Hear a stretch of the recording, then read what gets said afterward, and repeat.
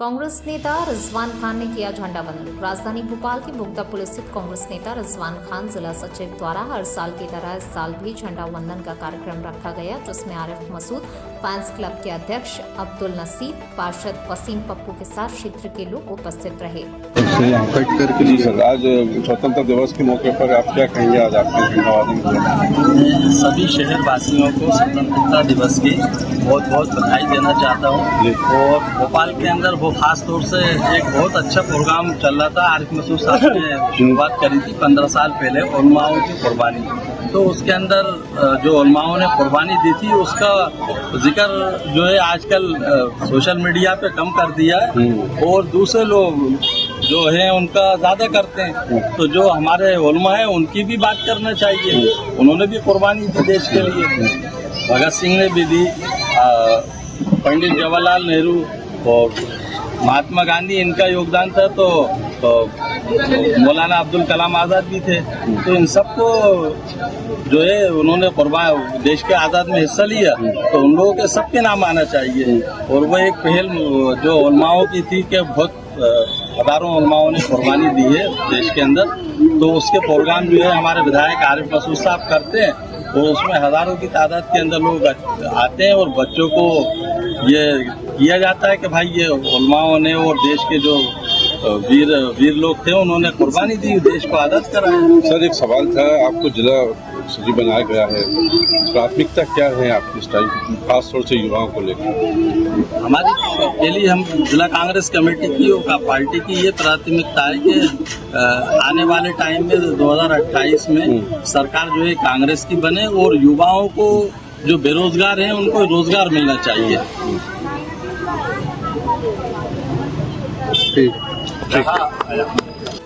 लोगों को बहुत बहुत बधाई। ये स्वतंत्रता दिवस हमें आज से एक दशक पहले हमारे तमाम स्वतंत्रता संग्राम सेनानियों के लहू से की कुर्बानी दे करके देश आज़ाद हुआ है। उस देश को बनाने के लिए हमारे भारत के संविधान ने जो हमें मौलिक अधिकार दिए उसके तहत हमको काम करना चाहिए। आज भोपाल की तरक्की, देश की तरक्की और इन सब के लिए युवाओं को आगे आना चाहिए, एकता और भाईचारे के साथ रहना चाहिए। यही हमारी ये युवाओं की बात करी, युवाओं में नशे की अभी चल रही है, इसको लेकर क्या सोचते? देखिए, नशे के लिए सब खासतौर से युवाओं को इसके खिलाफ एक मुहिम चलाना चाहिए। और दूसरी जो जगह जगह सरकार ने पब खोल रखे हैं, तो हुक्का बार खोल रखे हैं, इन पर तुरंत प्रतिबंध लगाना चाहिए। इसकी वजह से हमारे यंग जो युवा पीढ़ी है वो भटक रही है इन पबों के अंदर बैठ करके, हुक्का बारों में बैठ करके, और वहाँ पर इस तरह के कार्य क्रिकेट हो रहा है। तो इसको सरकार को बिल्कुल ऐसे जगहों पर रेट मार करके तुरंत बंद करना। एक सवाल आखिरी था कि अभी तक उलमाओं को लेके आपने कुर्बानी का जिले करा, आपने वार्ड वाइज करा, उसका कितना नहीं, ये तो 15 साल से हमारा कार्यक्रम चल रहा है और इसका आपने खुद देखा होगा कि आज मासूम बच्चे इस दौर के अंदर जो बड़े लोगों को नहीं याद है, 200, 300 नाम हमारे उलमा इकराम के जिन्होंने इस मुल्क को आज़ाद कराया, इस मुल्क के लिए अपनी लहू बहाया, उन उलमाओं के नाम ये बच्चे प्रतियोगिता में, इस कंपटीशन में लेते हैं। तो ये हमारी सबसे बड़ी उपलब्धि है कि आज अगर इस नफरत के दौर में कोई हमसे बहस करेगा हमने हमारी इस मुल्क में क्या कुर्बानी है, तो हमारे मासूम बच्चे उनको जवाब देने के लिए चुराए चुराए खड़े हुए हैं कि हमारे इन उलमाओं ने हमारे देश को आज़ाद कराया और उनकी कुर्बानियों से हमारा देश आज़ाद हुआ है। और ये देश सभी धर्मों के सामूहिक होकर के उनके आंदोलनों से ही देश आज़ाद हुआ। अगर एक तरफ सरदार भगत सिंह थे तो दूसरी तरफ रामवीर कुमार बिस्मिल और अशफाकुल्लाह खान थे। इन सब ने मिलकर के देश को आज़ाद कराया। फांसी के फंदे को जो उनका सपना था कि देश आज़ाद होगा तो हर नौजवान के हाथ को काम होगा, इस देश की तरक्की के लिए तमाम सब मिलकर के काम करेंगे, वही उनके सपने को आगे बढ़ाना चाहिए हम युवाओं को। ये आज हमारे साथ पार्षद महोदय भी हैं। सर, आज क्या कहेंगे आप? सभी देशवासियों को दिवस की बहुत बहुत शुभकामनाएं। देश के अंदर इत्तेफाक रहे, भाईचारा रहे, मैं यही देशवासियों का अपील करना। बेगम में मोहब्बत रैली विधायक आतिफ अकील ने निकाली। 15 अगस्त स्वतंत्रता दिवस के अवसर पर राजधानी भोपाल में बेगम में मोहब्बत रैली सन 1993 से आरिफ अकील द्वारा निकाली जाती है, जो मध्य प्रदेश की सबसे बड़ी रैलियों में शुमार होती है। हर वर्ष की तरह इस वर्ष भी उत्तर विधायक आतिफ अकील द्वारा रैली निकाली गई, जिसमें वार्ड 8 से यावर खान ने भी भरपूर रूप से भागीदारी दी और रैली को कामयाब बनाया। देखिए, सबसे पहले 80वें स्वतंत्रता दिवस की सभी देशवासियों को बधाई।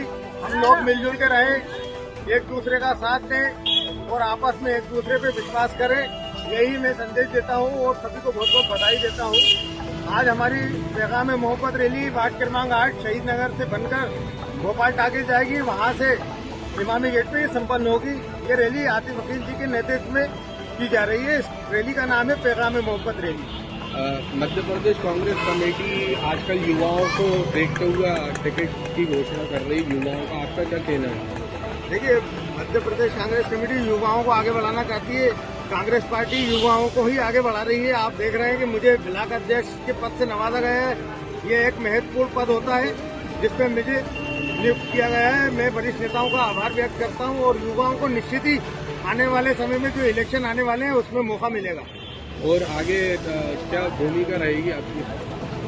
देखिए, भूमिका ऐसा है कि अगर पार्टी का जो आदेश होगा उसको पालन करेंगे।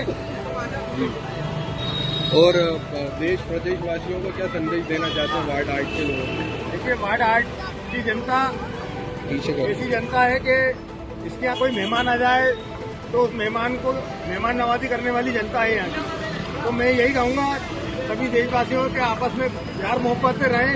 हमारी रैली इसी के उपलक्ष्य में निकाली जाती है कि देश में भाईचारा हो।